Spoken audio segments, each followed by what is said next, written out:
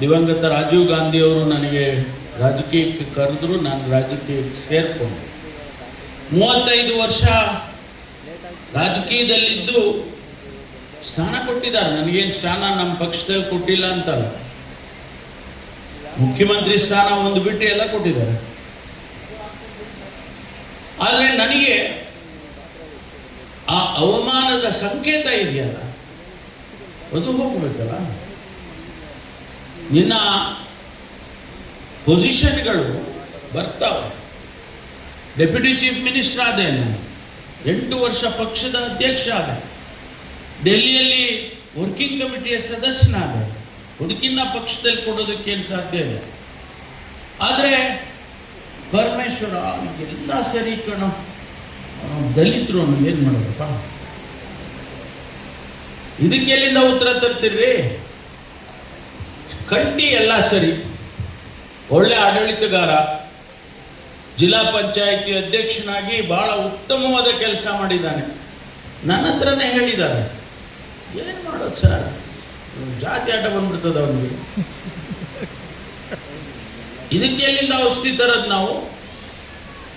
ಯಾವ ಸೊಪ್ಪು ಹಾಕ್ಬೇಕು ಶ್ರೀಕಾಂತ್, ಯಾವ ಸೊಪ್ಪು ತತ್ತಿ ಹೇಳಪ್ಪ? ಆದ್ರಿಂದ ನಮ್ಮ ಹೋರಾಟ ಇದರ ವಿರುದ್ಧ ಆಗಬೇಕು. ನಮ್ಮ ಹೋರಾಟ ಈ ಅವಮಾನಗಳ ವಿರುದ್ಧ ಹೋರಾಟ ಆಗಬೇಕು ಅನ್ನೋದೇ ನಾನು ಯಾವತ್ತೂ ಹೇಳುವಂಥದ್ದು. ಹಾಗಾಗಿ ಇವತ್ತು ಕಂಠಿಯ 50 ಒಂದು ನಿಮಿತ್ತ ಅಷ್ಟೇ, ಇಟ್ಸ್ ಓನ್ಲಿ ಎನ್ ಎಕ್ಸ್ಕ್ಯೂಸ್.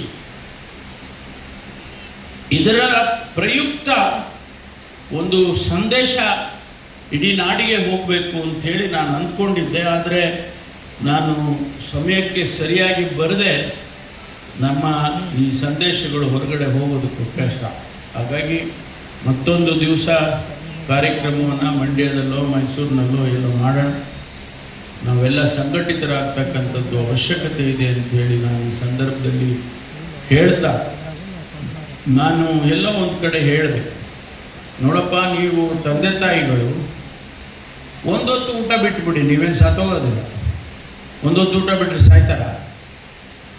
ಆ ಮಕ್ಕಳನ್ನು ವಿದ್ಯಾವಂತರನ್ನಾಗಿ ಮಾಡಿ, ಮಕ್ಕಳನ್ನು ವಿದ್ಯಾವಂತರನ್ನು ಮಾಡಿ, ಸತ್ತೋಗಲ್ಲ ನೀವು. ಒಂದೊತ್ತು ಬಿಟ್ಬಿಡಿ, ಪರ ಇಲ್ಲ, ದುಡ್ಡು ಉಳಿಸಿ. ಆದರೆ ನೀವು ಆ ಮಕ್ಕಳನ್ನು ವಿದ್ಯಾವಂತರನ್ನು ಮಾಡಿ, ಅವನು ಇಂಜಿನಿಯರು, ಡಾಕ್ಟರು, ಮತ್ತೊಬ್ಬನು ಏನೋ ಒಂದು ಆದರೆ ಅವನ ಜೀವನ ಬದಲಾವಣೆ ಆಗುತ್ತೆ ಮೊದಲನೇದಾಗಿ. ಆನಂತರ ಬೇರೆಯವರಿಗೂ ಕೂಡ ಅವನು ಸಹಾಯ ಮಾಡೋದಕ್ಕೆ ಅಥವಾ ಅವನಿಂದ ಏನಾಗುತ್ತೋ ಅದನ್ನು ಮಾಡ್ತಾನೆ, ಸಮಾಜಕ್ಕಾಗಿ ದುಡಿತಾನೆ. ಅದಕ್ಕಾಗಿ ಆ ಕೆಲಸ ಆಗಬೇಕು ಅಂತ ಹೇಳಿ ನಾನು ಭಾವಿಸ್ಕೊಳ್ತೇನೆ. ಕಂಠಿ ನಾನು ಹೇಳ್ದಂಗೆ ಭವಿಷ್ಯದ ನಾಯಕ, ಮುಂದೆ ಉಜ್ವಲವಾದ ಭವಿಷ್ಯ ಇದೆ. ಅದರ ಸಾಕಾರ ಮಾಡ್ತಕ್ಕಂಥದ್ದು ನಮ್ಮೆಲ್ಲರ ಕೈನಲ್ಲಿ ಇದೆ ಅಂತ ಹೇಳಿ ನಾನು ಭಾವಿಸ್ಕೊಂಡು, ಮತ್ತೊಂದು ಬಾರಿ ನಾನು ಸಾಮಾನ್ಯವಾಗಿ ಅರ್ಧ ಗಂಟೆ ನನ್ನ ಮೇಲೆ ಲೇಟಾಗಿ ಹೋಗೋದಿಲ್ಲ ಯಾವ ಕಾರ್ಯಕ್ರಮ. ಅರ್ಧ ಗಂಟೆ ಮ್ಯಾಕ್ಸಿಮಮ್, ಅದು ರೇರು. ಆದರೆ ಇವತ್ತು 4 ಗಂಟೆನೋ ಏನೋ ಲೇಟಾಗಿ ಬಂದಿದ್ದೀನಿ. 4 ಗಂಟೆ ಲೇಟಾಗಿ ಬಂದುಬಿಟ್ಟಿದ್ದೀನಿ. ಇದಕ್ಕಿನ್ನ ಇದು ಸರಿ ಇಲ್ಲ. ಆದ್ದರಿಂದ ಕ್ಷಮೆ ಇರಲಿ ಅಂತಕ್ಕಂಥ ಮಾತನ್ನು ಈ ಸಂದರ್ಭದಲ್ಲಿ ತಮಗೆಲ್ಲರಿಗೂ ಹೇಳಿ ಸಾಕು. ಇಷ್ಟು ಜನ ಬೇಕಾದಷ್ಟು ಆಯ್ತು. ನೀವು ಈ ಸುದ್ದಿ ತೊಗೊಂಡು ಹೋದರೆ ಬೇಕಾದಷ್ಟು